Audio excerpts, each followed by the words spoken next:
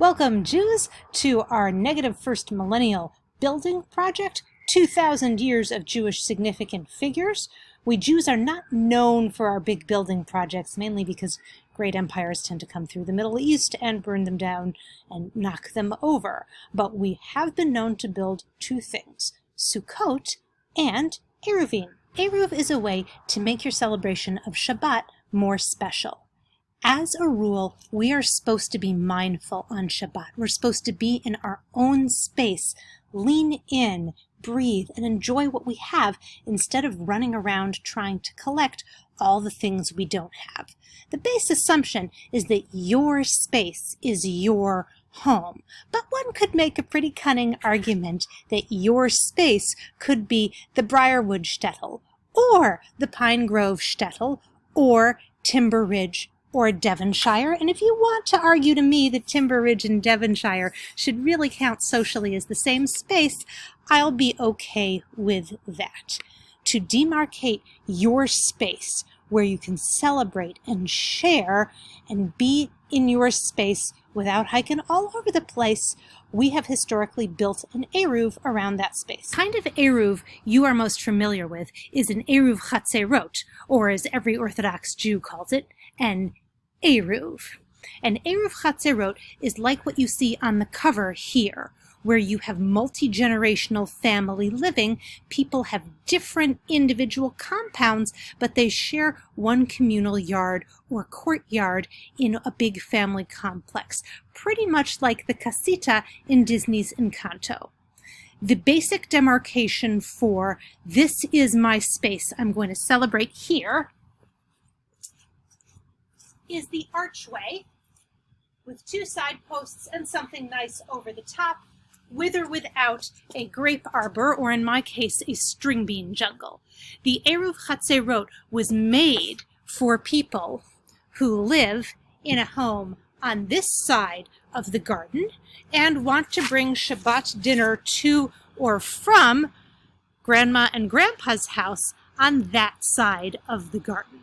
Make an Eruv around the whole family zone, put gates in it, and you can carry and share however you like. The second type of Eruv is an Eruv Techumin. This is for hikers. In theory, you should stay home for all of Shabbat. Anybody who's tried that over 3-day Yontef, especially in a 2-room house in ancient Babylonia, knows you're going to go stir crazy, especially if it's a nice day. It would be great to be able to go for a hike. Fine, the Shabbat limit for staying home and appreciating your place is 2,000 amot in any direction. 2,000 amot from where? We'll start from the assumption that it's not home is where the heart is. Home is where the snack stash is. Your home is defined as where you're having your meal, and any place that you personally have a snack stash and a water bottle and something you can drink from counts as your place. If you have a sukkah way out in the fields, that can be your base camp for a wonderful Shabbat hike. You can hike all the way out to your sukkah and then keep going for another 2,000 amot.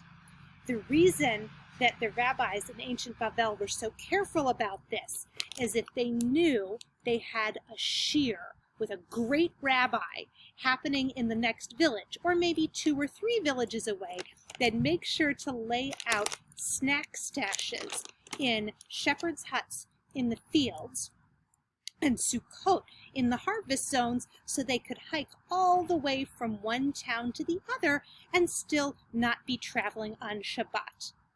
Third kind of Eruv is an Eruv Tavshilin, an Eruv in time rather than space.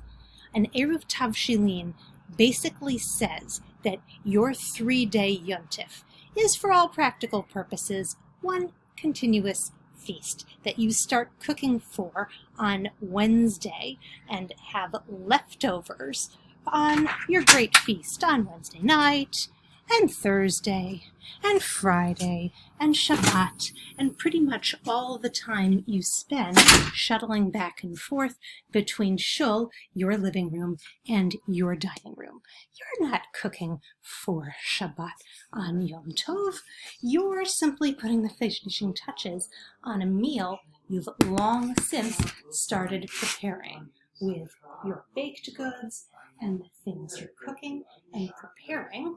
This is what the art scroll is getting so excited about when it reminds you that if you don't want to finish all your holiday and Shabbat cooking on Wednesday, you make this bracha on things you've already started making for Shabbat and say in a language that you actually understand, that this whole thing is one long continuous shul-worthy feast, and the breaks you have to take to walk to and from shul and possibly go to bed or take a shower are really ancillary to the whole point. Interestingly enough, because an Eruv Tavshilin is an Eruv in time, making 3 days into one special space, not an Eruv in space 2,000 feet outside your door, you are allowed to make an Eruv Tavshilin for other Jews in your community, confirming that they too are going to be stuck in 3-day Yontif until Saturday night